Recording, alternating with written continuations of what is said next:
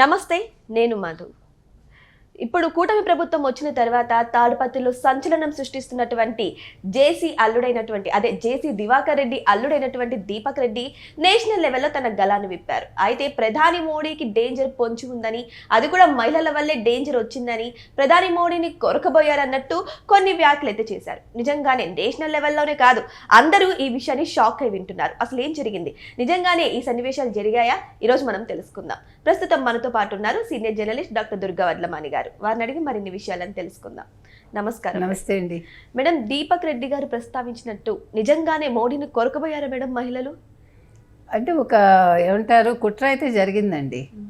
ఆయన రాష్ట్రపతి ప్రసంగానికి ధన్యవాద తీర్మానం చెప్పే క్రమంలో తెలంగాణకు చెందిన ఒక కాంగ్రెస్ ఎంపీ, మహిళా ఎంపీ, కొంతమంది మహిళల్ని అంటే వాళ్ళ కూటమిలో ఉండే మహిళల్ని కూడగట్టుకున్న ఎంపీలని ఆవిడ అంటే నరేంద్ర మోదీ మీద వాళ్ళు అటాక్ చేయాలనుకున్నారు. ఏ రకంగా వాళ్ళ బట్టలు వాళ్ళు చింపుకుని అన్నట్టుగా ఒక మాట వచ్చింది.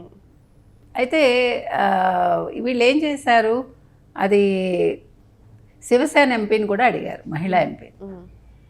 ఆవిడ థాకరే గ్రూప్ అనుకున్నారు వాళ్ళు, కానీ వాళ్ళకి తెలియలేదు ఆవిడ షిండే గ్రూప్ అని. ఆవిడ వెంటనే లోక్సభ స్పీకర్కి ఇన్ఫామ్ చేశాక ఆయన అలర్ట్ అయ్యి ప్రధాని మోదీ గారిని అలర్ట్ చేశారు. మొన్న ఒక మహిళా ఎంపీ ఆయన మీద దాడి చేయబోయారు కదా, ఇప్పుడు దాని మీద వాళ్ళు ఏం మాట్లాడుతున్నారు, ఏంటి మీరేమో దళితులను అవమానిస్తారా, దళిత మహిళలు అలాంటి వాళ్ళ, మహిళలందరూ అలా చేస్తారా? ఇక్కడ మహిళలందరూ కాదు, దళితులు అలాంటి వాళ్ళు కాదు, ఇది కాదు ఇష్యూ. ఒక మహిళా ఎంపీ వెళ్ళి మోదీ మీద అటాక్ చేయడానికి చూసారా లేదు, అది ఇష్యూ. దీని మీద దీపక్ రెడ్డి నిన్న ఒక ఛానల్లో మాట్లాడుతూ ఆయన కొరకాలని చూసారు, వాళ్ళ దగ్గర ఆయుధాలు లేవు కానీ వాళ్ళ పళ్ళే ఆయుధంగా చేసుకుని ప్రధాని మోదీని కొరకాలనుకున్నారు. మనకు తెలియదు, దీపక్ రెడ్డి అంతకుముందు కూడా ఒక వివాదాస్పద వ్యాఖ్య చేశాడు రామ్మోహన్ నాయుడు మీద, మనకు తెలుసు, లోకేష్ పేరు తీసుకొచ్చి. అయితే ఇక్కడ మాత్రం దాడి అనేది మాత్రం అది నిజం అని తెలుస్తుంది. ఎందుకంటే స్పీకరే చెప్పారు, లోక్సభ స్పీకరే చెప్పినప్పుడు ఖచ్చితంగా అందులో నిజం ఉంటుంది. ఎందుకంటే జస్ట్ లైక్ దట్ ఇలాంటివి స్ప్రెడ్ అవ్వవు. దాని మీద వాళ్ళు వివరణ తీసుకున్నాక, వాళ్ళు మొత్తం వెరిఫై చేసుకున్నాకే స్పీకర్ మాట్లాడారు. అంటే కాంగ్రెస్ ఏ రకంగా కుట్రలు చేస్తోంది, ఎందుకని ఎక్కడా గెలవలేకపోతున్నారు. ప్రధాని మోదీని కుంగదీయాలి. ఇందాక మనం చూస్తాం చేతబడి విన్నారు కదా, అదొక రకం. అయితే ఇప్పుడు మహిళలు పడి, ఇప్పుడు నా బట్టలు చింపేసుకున్నాను అనుకోండి, ఫస్ట్ మీరు ఏమనుకుంటారు, అవతల వ్యక్తిని మీరు అగో చెడ్డవాడనే ఒక ముద్ర వేయడానికి చూస్తారు ఫస్ట్. అది సాధారణంగా జరుగుతుంది. అంటే మహిళలకు ఉండే ఆయుధం ఇదేనా? మనం ఇంత చదువుకుని ఇంత ఎదిగాక మనం ఈ రకంగా ఆలోచించడం ఎంతవరకు సబబు? నేను మిమ్మల్ని నా తెలివితేటలతో మిమ్మల్ని నేను ఎదుర్కోవాలి, లేదు రాజకీయంగా ఎదుర్కోవాలి, లేదంటే డైరెక్ట్గా నేను మాట్లాడగలగాలి, అంతే తప్ప ఇవేవి చేతకానప్పుడు ఒకటి ఏడవడం అనేది చాలా తప్పు. ఆడవాళ్ళు ఇమోషనల్ అవ్వడం వేరు, మనం తప్పు చేశాక ఏడవడానికి ప్రయత్నిస్తాం, అది ఇంకా తప్పు. అంటే మనం కన్ఫెస్ చేసుకుంటున్నాం, ఎస్ నేను తప్పు చేశాను. మీరు చూడండి, ఈ మధ్యకాలంలో జరిగిన ఏ ఇన్సిడెంట్ అయినా వాళ్ళు అరిచేస్తారు, వాళ్ళ మీద పడిపోతారు, లాస్ట్కి ఏడ్ చేసి సింపతి గెయిన్ చేయడానికి చూస్తారు. సింపతి గెయిన్ చేయడానికి ప్రయత్నించకూడదు, అది చాలా చీప్గా ఉంటుంది. ఎందుకంటే మనం మగవాళ్ళతో ఈక్వల్గా అని అనుకుంటున్నాం కదా. అవును, అసలు మనం అనుకోకర్లే, ఈక్వలే కదా మేడం. ఫస్ట్ అసలు మనకు ఆలోచన ఎందుకు మనకి? అవును, మీరు పెంచేటప్పుడే ఆడ తక్కువ మగ ఎక్కువ అని పెంచకండి. ఎందుకంటే మీకు ఇది ఆడవాళ్ళలో ఎక్కువ ఉంటుంది ప్రాబ్లం, మగవాళ్ళ కంటే కూడా.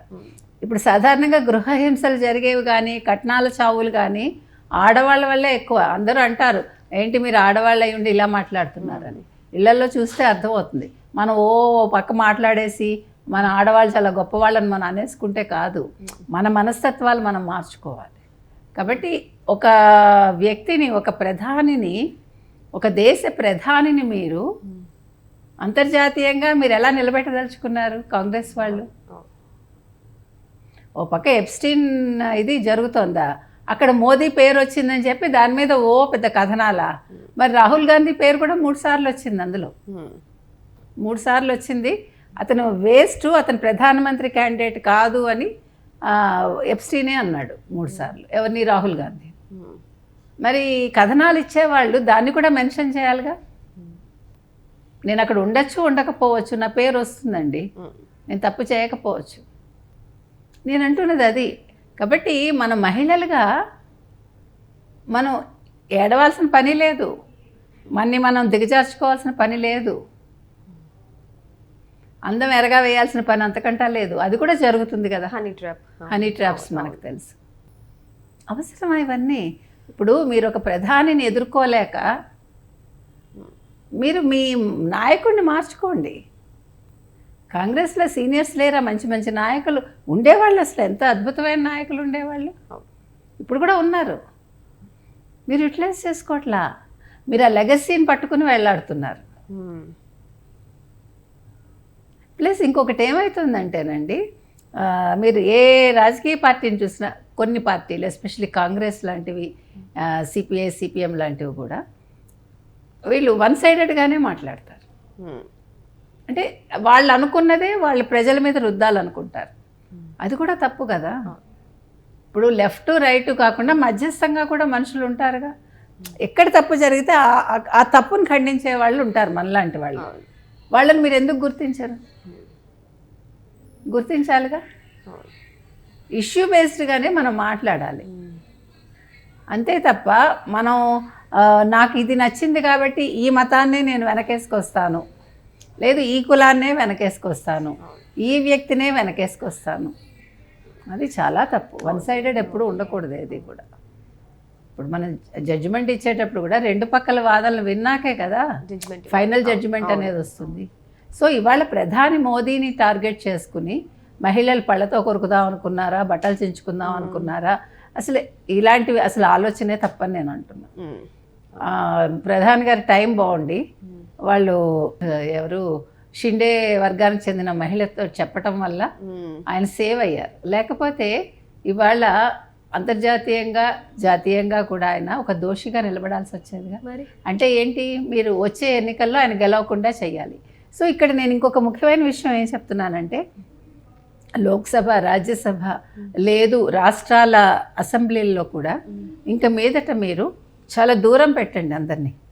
అంటే ఒక పోడియం అనేది, పోడియం దగ్గరికి ఎలాగ రానివ్వరు. సో అక్కడ కూడా మీరు బౌన్సర్స్ని పెట్టాలా, ఎవరిని పెట్టాలి ఆలోచించండి. మహిళా బౌన్సర్స్ ఉండాలి, పురుష బౌన్సర్స్ ఉండాలి. కానీ మేడం, మహిళలతో దాడి చేయించినంత మాత్రాన మోడీ గారి ఇమేజ్ తగ్గిపోయిద్దా? తగ్గదు. గెలవకోకుండా ఉంటారా? అంటే చీప్ ఆలోచనలు అంటాం కదా, మనిషికి దిగజారుడు ఆలోచనలు అంటే ఇలాగే ఉంటాయి. ఎంత అసహ్యం అండి, అసలు తలుచుకుంటేనే చాలా కంపరంగా ఉంది మనకి. అంతే, మనిషి ఇంక ఇంతకంటే నీచానికి వెళ్ళలేడు, అది మనకు ప్రతిసారి ప్రూవ్ అవుతుంది. నిన్న మీరు చూస్తే కనుకైతే సదానంద గారు, కేరళకి చెందిన ఆయన, ఆర్ఎస్ఎస్ మనిషి, బీజేపీకి చెందిన ఆయన ప్రజాస్వామ్యం గురించి వీళ్ళందరూ మాట్లాడుతున్నారు, వామపక్షాల వాళ్ళు ఇదిగో ఇది ఏంటి ప్రజాస్వామ్యం అంటే అని ఆయన ఆ జైపూర్ కాళ్ళు దాని మీద పెట్టి పోడియం, అదే ఆయన ముందు, ఇగో ఇది ప్రజాస్వామ్యం అంటే. కేరళలో సిపిఎం వాళ్ళు అనుకుంటా నా మీద దాడి చేయించారు, నా కాళ్ళు నరికించారు, ఆ 5గురికి దోషుల్ని పట్టుకుని శిక్ష వేశారు. నేను ఆయన ఎంత కష్టపడ్డారంటేట, గ్యాంగ్రైన్ వచ్చి ఆయన కాళ్ళు తీసేసి ఆయన ఎన్ని రకాలుగా ఆయనకు ట్రీట్మెంట్లు ఇచ్చి ఆఖరికి ఆ జైపూర్ ఫుట్టు పెట్టారట. ఇది ప్రజాస్వామ్యం అంటే అని చెప్తే సిగ్గుతో తలలు దించుకోవాలి కాంగ్రెస్ వాళ్ళును, సిపిఐ సిపిఎం వాళ్ళు. అంటే కేరళలో ఎంత దారుణానికి ఒడిగట్టారో మీకు చెప్తున్నాను. అందుకని ఇప్పుడు మహిళలు ఇలాగ ఆలోచించడం అనేది చాలా తప్పండి. మహిళలు చాలా స్ట్రాంగ్ అంటారు, మీ పిల్లల్ని స్ట్రాంగ్గా పెంచండి, మీ ఇంట్లో ఆడపిల్లల్ని స్ట్రాంగ్గా పెంచండి, మగపిల్లల కంటే ఎక్కువగా ఆడపిల్లల్ని చూడండి, ఫస్ట్ అది నేర్చుకోండి మీరు. అంతే తప్ప ఏడ్చి సాధిస్తాను, లేకపోతే బట్టలు చించుకుని సాధిస్తాను, కొరుకుతాను, కొడతాను, ఏంటిది ఇంత మీన్గా? మీకు ఇవే చదువులు చెప్తున్నారు గురువులు కాదు కదా. సో ఇవాళ ప్రజాస్వామ్యం అనేది ఇంత దిగజారిందా? ఇవాళ లోక్సభలో ఒక పార్టీకి చెందిన ఎంపీలు ఈ రకంగా, అంటే ఒక కూటమికి చెందిన ఎంపీలు, ముఖ్యంగా కాంగ్రెస్ వైపు ఉన్న వాళ్ళు ఈ రకంగా ఆలోచించడం అనేది చాలా సిగ్గుచేటండి. ఇది ప్రజాస్వామ్యానికే తలవంపని నేను అనుకుంటున్నాను. సో ఏదేమైనా సరే జరుగుతున్న పరిణామాలు చూస్తుంటే దీపక్ రెడ్డి గారు చెప్పిందే కరెక్ట్ అని అనిపిస్తుంది. మరి దీని గురించి బీజేపీ పెద్దలు ఎలా స్పందిస్తారనేది కూడా, నిజంగానే ఇది రియల్గానే జరిగిందా లేదా అనేది కూడా మనం తెలుసుకోవాల్సింది. సో చూస్తుండండి. Thank you so much. Thank you madam. Thank you.